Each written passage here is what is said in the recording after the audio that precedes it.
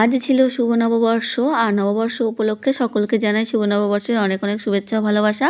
আমি আর টোবাই সন্ধ্যাবেলা একটু মার্কেটের জন্য বেরিয়েছি।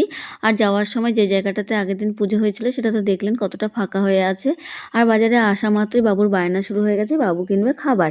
এবার খাবারের মধ্যে ওর তো হাবিজাবি ডিমান্ড বেশিই থাকে, কিন্তু আমি সেগুলো দেবো না বলে ওর একটু মন খারাপ ছিল। পরে বললাম, মামনি আমাকে একটা ললিপপ কিনে দাও। বললাম ঠিক আছে, তো ললিপপ কিনে দিলাম। তারপরে চিকেন নিয়ে বাড়ি পৌঁছে গেলাম। বাড়িতে এসে আমার খিদে পেয়ে গেছিলো, তারপরে নিয়ে এলাম একটু মুড়ি তরকারি।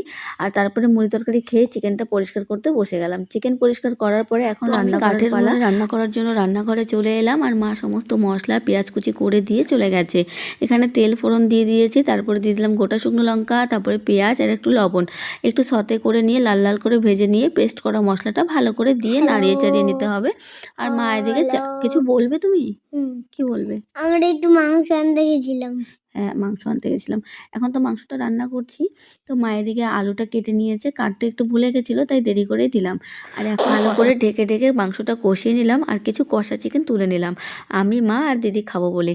মাংসটা কষানোটা বেশ দারুণ হয়েছিল, কিন্তু একটু লঙ্কার পরিমাণটা কম দিয়েছিলাম টুবাই খাবে বলে, তাই গোটা লঙ্কা কয়েকটা দিয়ে দিয়েছি যাতে ভাতের সঙ্গে খাওয়া যায়। তো রান্না আমার কমপ্লিট হয়ে গেছে। আর কেমন হয়েছে দেখে বলুন তো, একটু কমেন্টে জানান।